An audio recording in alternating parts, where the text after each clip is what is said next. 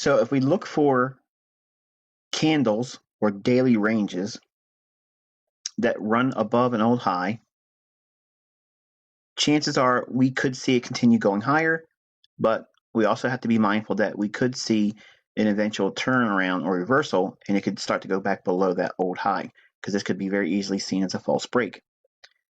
Same way with the old lows, as we see here, the market does in fact trade through it, tries to make a lower low, couldn't do it, failed again, and then started to trade higher.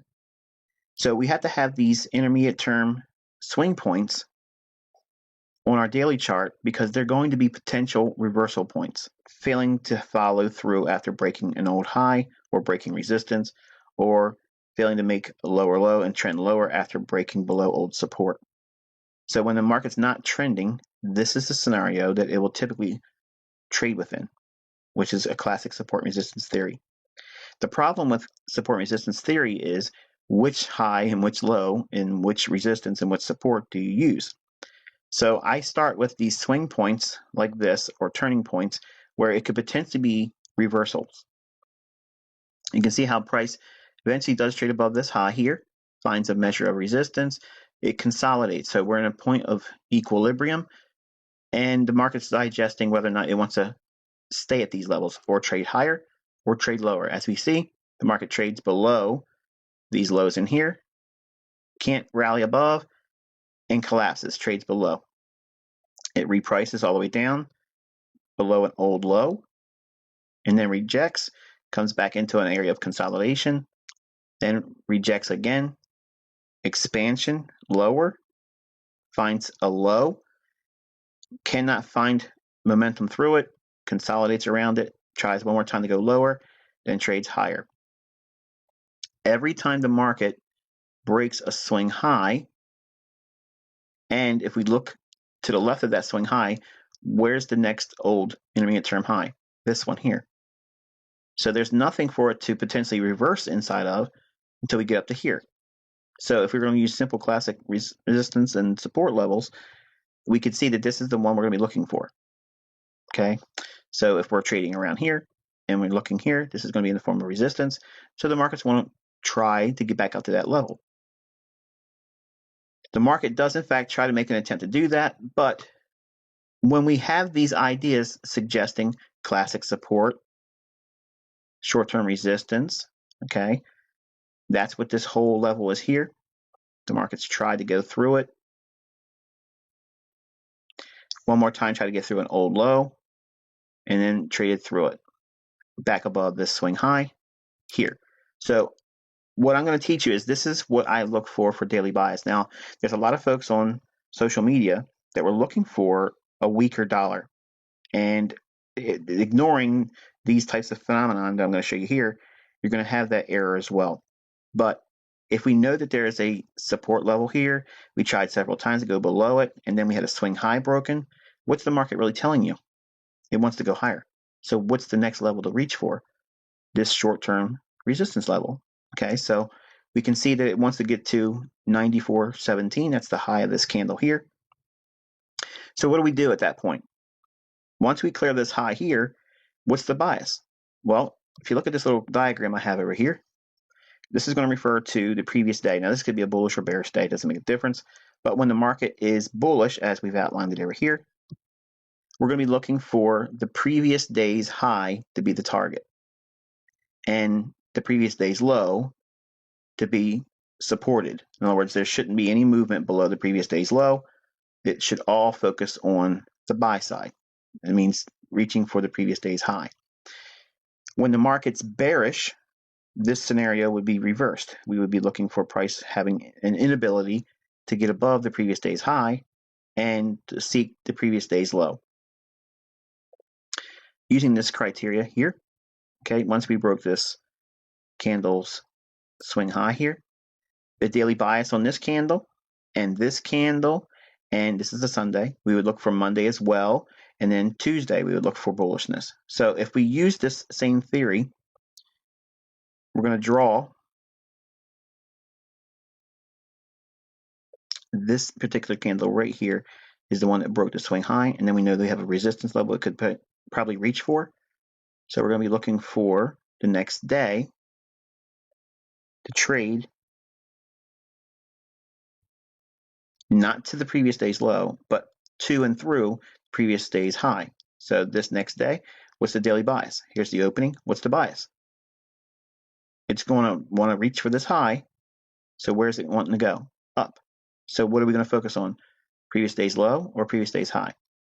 Previous day's high, because it's bullish. It's wanting to go higher. So the market trades up, creates an up close day. Then we take the same thing and apply it to the new day. Okay. So we have a very simple approach. Take this little box and move it up here. Now we have yesterday. This is what this on this candle's date on December 8th. This candle's last Thursday's high, which would be 93.80. Market opens, and we're going to see it trade through that. And with the anticipation, it's going to eventually try to reach for this daily high. So when this happens, again, we don't think about the daily low from the previous day. We're focusing on the movement through the previous day's high and or eventually reaching to this level here on the daily. The market closes in the middle of the range. Here is Sunday's trading. Then Monday, the same phenomenon. You would look for the market to want to trade through what? On Monday, we would look for this previous Friday's low to be supported, and we would look for price to run through previous Friday's high. Again, this is Sunday. We wouldn't expect anything there. Monday, we see it open here. A little bit of movement above it, but it does, in fact, pierce Friday's low. And it comes back and closes where it opens. So is there any significant change in the underlying direction? No. Did we trade to this high yet? No. So we take that same premise. Now we apply it to this candle, which is Monday of this particular week of the recording. And we see it open here. So what's the bias? We're looking for the previous day's high. Why? Because we have yet to trade back to this old resistance level. Market opens here, trades up, trades through it, but look what it does. It comes right back inside the daily range. Okay, in the next trading session right now, at the time of this recording, it's 9:26 p.m. New York time on December 12, 2017, and the candle is already starting here. It opened, had a little bit of movement up, and now we're moving a little bit lower. So it may want to trade a little bit higher, go a little bit higher through this old high, but as we're reaching for these intermediate term levels on the daily chart, we're factoring in, does it have enough range to reach for it above or below? And then we take that approach and apply it immediately to the previous day's high and low, as we have here. And what you're determining is if we're bullish, we're going to be focusing on the previous day's high for momentum. And when we're bearish, we're going to focus on the previous day's low for momentum. Very rarely do you see both sides of the previous day's candle tagged or traded through. If it does, it's usually indecisiveness or it's going to be a reversal soon, and they're clearing the board on both sides of the marketplace. And when you start seeing those types of things, get prepared because the market could be, in fact, about to reverse. You can see that actually happening here. Previous day's high and low here. The next day, it trades through it, and its low is violated too. So we're about to see a reversal. Next day, reversal. Okay, and I'll show you another example of that. Let's see here. We have it here as well. We have a Thursday's range. Now this low comes in at 94.42, and the low in here is 94.42. So it's equal, but still very close to the high. This is Sunday, and then Monday, nothing shown there, but we end up getting a very important high eventually afterwards. And this is called an outside day, when you have a previous day's range that's violated with this is an example of it too. This high is 93.98 and the low is 93.67. This candle's low is 93.58 and the high is 93.99. So this is an outside day with a down close. That's typically bullish. Reason why it creates a false break above the previous day's high and then closes on the low. If we're in a bullish market overall and that occurs, generally sends up a really good buy scenario. I've learned that from Larry Williams, and that's from like old school stuff. But you have to have a context behind it. You can't just take a outside day with a down closing, just naturally assume it's going to be a bullish day. But you can see it does in fact give a huge opportunity to be a buyer on this day. And my application of outside day is when it does that, it sets up a potential short-term reversal. What Larry Williams brought to the table with it is it creates a short-term oversold scenario. So it doesn't necessarily mean it's a reversal. It just means it's many times a continuation pattern, according to his definitions. All right, and here's another scenario here, outside day. We have the candle here. The high comes in at 93.23 and the low is 92.81. The very next day, the high is taken out 93.24 and the low is 92.75. So reversal day. And then we can see the market does in fact want to trade higher as a result. So you won't always get the outside day at turning points, but I like to look for it because it builds a lot of confidence behind it. And by using these tools, okay, and when the market also breaks more or less a swing high of importance, and we have a level that doesn't have anything else until we get to here, it's bullish, okay? It's bullish. Avoid this whole scenario like looking at this high to this low, pulling fids on, looking for optimal trade entry, and sell off and all that stuff. It's already shown a willingness to want to go below this low multiple times, and then it broke a swing high. So the momentum is bullish, and that's going to reach for this. Now, if we're doing that analysis on the daily for the dollar index, and we've arrived at a bullishness for the dollar, what does that translate for foreign currency in terms of daily bias? It's going to be a mirror image. So if we go over to the euro dollar, we can see that the euro dollar has been bearish, as we would reasonably expect. Notice that every single day, the daily high is not concerned with at all. It's the previous day's low. It trades through it. So now we have a low here. What's it going to do? It's going to want to trade through the previous day's low. It trades through it. So what's the next storyline? Opens, trades down below the previous day's low.